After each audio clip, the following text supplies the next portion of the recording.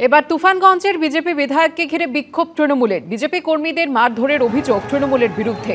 তুফানগঞ্জের দলীয় অফিসে আসতেই মালতী রাভা রায়কে ঘিরে বিক্ষোভ তৃণমূলের।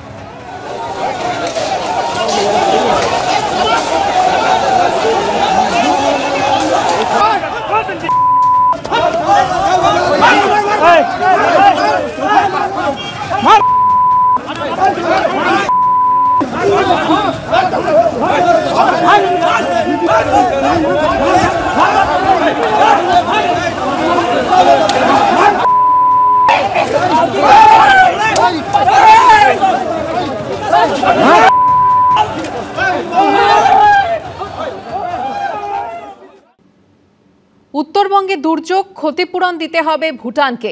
নাগরাকাটা গিয়ে এবার আরও চড়া সুর মুখ্যমন্ত্রী মমতা বন্দ্যোপাধ্যায়। ইন্দো ভুটান রিভার কমিশনে রাজ্যের প্রতিনিধি রাখার দাবি জানিয়েছেন তিনি। ভয়াবহ দুর্যোগের পর কেটে গেছে একটা গোটা সপ্তাহ। কেউ স্বজন হারিয়েছেন, কেউ হারিয়েছেন মাথা গোঁজার আশ্রয়। যেটুকু বেঁচে গেছে খড়কুটোর মতো সেটা আঁকড়ে ধরেই এখন চলছে ঘুরে দাঁড়ানোর লড়াই। এই আবহেই ফের দুর্যোগ বিধ্বস্ত উত্তরবঙ্গে পৌঁছেছেন মমতা বন্দ্যোপাধ্যায়। সোমবার জলপাইগুড়ির বামুনডাঙ্গা থেকে ফের ভুটানকে দায়ী করেন তিনি। এবার এক ধাপ এগিয়ে এও দাবি করেন যে ক্ষতিপূরণ দিক ভুটান।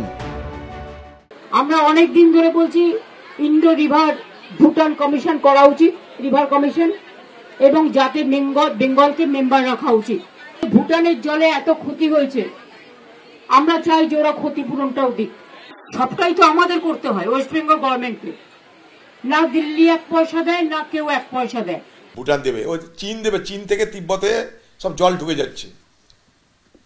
মুখ্যমন্ত্রীকে চীনে যেতে হবে, চীন থেকে জল আসছে। তারপর বলে আকাশে যেতে হবে, আকাশ থেকে জলটা বৃষ্টিটা হচ্ছে, সেই বৃষ্টির জল আসছে, তাতে আমার বিপদ। এবার বৃষ্টির বিরুদ্ধে লড়তে হবে একসাথে, তাই করে শুনে যাবে। বৃষ্টির বিরুদ্ধে লড়তে হবে একসাথে, স্লোগান দেবে বাংলার মুখ্যমন্ত্রী। সোমবার হাসিমারা থেকে সড়কপথে নাগরাকাটার বামুনডাঙ্গায় যান মুখ্যমন্ত্রী। সেখানে ত্রাণ শিবিরে পৌঁছে দুর্গতদের সঙ্গে কথা বলেন। বৃষ্টি বিপর্যয়ে নাগরাকাটা ও মাথাভাঙায় মৃত্যু হয়েছে 7 জনের। এদিন মৃতদের পরিবারের একজন করে সদস্যের হাতে হোমগার্ডের নিয়োগপত্র তুলে দেন মুখ্যমন্ত্রী। আর আমি বলে গিয়েছিলাম, যারা মারা গিয়েছেন তাদের পরিবারকে একটা করে চাকরি দেবো, স্পেশাল হোমগার্ড। আপনাদের এখানে নাগরাকাটার সেই চাকরিটাও আমি রেডি করে নিয়ে এসেছি। যাদের বাড়িঘর ভেঙে গেছে তাদের আমরা তৈরি করে দেবো।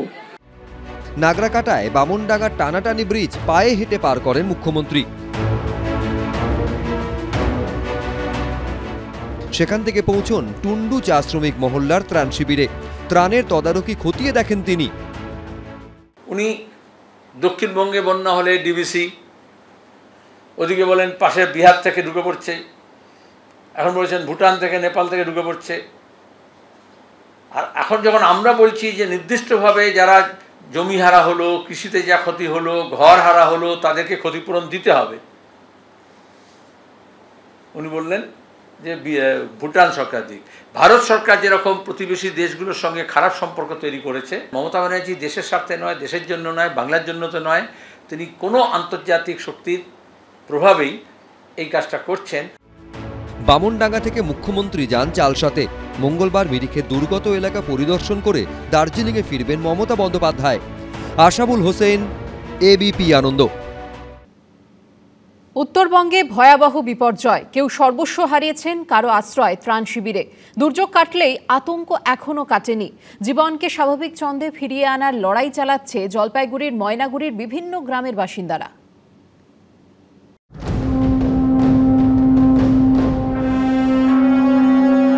কারুর বাড়ি ভেঙেছে, কারুর চাষের জমি জলের তলায়।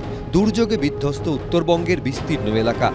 সপ্তাহ পার হলেও সেই ক্ষত এখনো দগদগে জলপাইগুড়ির ময়নাগুড়ির বেদগড়া খাটোর বাড়িতে। সপ্তাহখানেক আগেও এখানে বাড়ি ছিল, আজ চিহ্নটাও ধুয়ে মুছে সাফ। বিচ্ছিন্ন যোগাযোগ ব্যবস্থা। এটা দেখলে মনে হচ্ছে ডোবা, আসলে কিন্তু ডোবা না। এখানে একটা সময় তিনটে বাড়ি ছিল। গত রবিবারের পর থেকে এই একটা বাড়িরও আর কোনো চিহ্ন পর্যন্ত নেই। বেদগাড়া গ্রামে দুর্যোগে ঘর ভেঙেছে অনেকের। আমাদের যাতে যেরকম এই যে ঘর বাড়ি ভেঙে গেছে, এখন আমাদের দাবি একটাই যে এখন আজ পুরোনায় যেন ঘর বাড়ি আবার নতুন করে আবার তৈরি করে দেয়। কেউ কষ্ট করে সারিয়েছিলেন বাড়িটা, আজ থাকার মধ্যে কেবলই ভাঙা কংক্রিট। এই জায়গাটায়, হ্যাঁ এই জায়গাটায় আমাদের বাসস্থান ছিল সব, মানে এইখান থেকে এমনভাবে আমরা বাইর হয়েছি, মানে শুধু প্রাণটাই বাঁচছে আর কি, কিচ্ছু বাঁচাতে পারিনি। কারুর আবার গোলা ভর্তি ধান নষ্ট হয়েছে। পুজোর পর দুর্যোগে মাথায় হাত পড়েছে কৃষকদের। শেষে না হয়েছে ধান নষ্ট, পুরা নষ্টটা ধান। তো এগুলো দেখা যাচ্ছে ধানের একটা ধান নাই, সব পাতান, সব ধান নষ্ট হয়ে গেছে। এখন আমরা কি খেয়ে বাঁচবো? বিপদ যেমন আছে, বিপদের বন্ধুও তেমনই আছে। আমরা সবাই একসাথে এগুলো রান্না করি, ডিম, সবজি, ভাত, সবাই একে অপরে হাতে হাত মিলে কাজ করি, এগুলোতে সাহায্য করি। 7 দিন ধরে খাওয়াচ্ছি। মেঘ কেটেছে উত্তরে, স্বাভাবিক ছন্দে ফেরার মরিয়া চেষ্টা চলছে পাহাড় থেকে ডুয়ার্সে। কিন্তু কবে স্বাভাবিক হবে দুর্গতদের জীবন? উজ্জ্বল মুখোপাধ্যায়, এবিপি আনন্দ। রবিবার বর্ধমান স্টেশনে হুড়োহুড়িতে আহত হন কয়েকজন। দুর্ঘটনার জন্য রেল কর্তৃপক্ষকে দায়ী করে রেলমন্ত্রী অশ্বিনী বৈষ্ণবকে চিঠি দিলেন তৃণমূল সাংসদ কীর্তি আজাদ। যদিও গাফিলতির অভিযোগ মানতে নারাজ রেল কর্তৃপক্ষ। কিভাবে দুর্ঘটনা ঘটল তা খতিয়ে দেখতে 5 সদস্যের কমিটি গঠন করেছে পূর্ব রেল। ট্রেন মানে কেবিনে এসে দাঁড়িয়েছে, তারপরে এখনো কোনো অ্যানাউন্স করছে না কোন নম্বরে দেবে ট্রেন। বর্ধমান স্টেশনে দুর্ঘটনার পরের দিনও ছবিটা বদলালো না, অন্তত যাত্রীদের অভিযোগ তেমনটাই। আর গোটা ঘটনার জন্য রেল কর্তৃপক্ষকে দায়ী করলেন তৃণমূল সাংসদ কীর্তি আজাদ। 2019 এবং 2023 সালে বর্ধমান স্টেশনের দুর্ঘটনার কথা উল্লেখ করে সোশ্যাল মিডিয়ায় তিনি প্রশ্ন তোলেন, যাত্রী সুরক্ষা কোথায়? রেল তথ্য দিয়ে মিথ্যা বা বিভ্রান্তি সৃষ্টি করছে কি? আরপিএফ তখন কোথায় ছিল? রেলমন্ত্রী অশ্বিনী বৈষ্ণবকে চিঠিও দিয়েছেন তিনি। इस प्रकार की समस्या 2019 में भी हुई थी जब भगदड़ मचा था। तब भी कहा गया था रेलवे को कि यहाँ पर आपको सीढ़ियों को चौड़ा करना होगा, क्योंकि एक प्लेटफॉर्म से दूसरे प्लेटफॉर्म में जाना, और खास करके इस प्रकार से अनाउंसमेंट के समय जहाँ जगह ना हो, तो स्वाभाविक है कि यह तो गनीमत समझिए कि किसी को चोट नहीं लगी, नहीं तो स्वाभाविक है कि यहाँ पर मौत हो सकती थी। अब आप सोच सकते हैं कि जिसको अंदर से जाना था, जिसको बाहर से जाना था, सब उसके अंदर बिल्कुल कंफ्यूजन मच गया, और यह रेलवे के कारण से हुआ है। रेलवे इसके लिए पूरी तरीके से जिम्मेवार है। রবিবার বিকেলে বর্ধমান স্টেশনের 4 ও 5 নম্বর প্ল্যাটফর্মের মাঝের সিঁড়িতে আচমকা হুড়োহুড়ি শুরু হয়। রেল পুলিশ সূত্রে খবর, ওই সময় 5 নম্বর প্ল্যাটফর্মে দাঁড়িয়েছিল হলদিবাড়ি এক্সপ্রেস। সূত্রের খবর, 4 নম্বর প্ল্যাটফর্মে Howrah Bardhaman cord line local ঢোকার কিছুক্ষণ পর সেটি মেন লাইন দিয়ে যাবে বলে ঘোষণা করা হয়। ফলে একদিকে কর্ড লাইনের ট্রেন থেকে নেমে ফুট ওভারব্রিজে উঠতে থাকেন যাত্রীরা, অন্যদিকে মেন লাইনের ট্রেন ধরার জন্য ফুটব্রিজের সিঁড়ি দিয়ে যাত্রীরা নামতে থাকেন। সেই সময় প্রচণ্ড হুড়োহুড়িতে ঘটে যায় দুর্ঘটনা। অভিযোগ, পদপিষ্ট হয়ে আহত হন অন্তত 7 জন।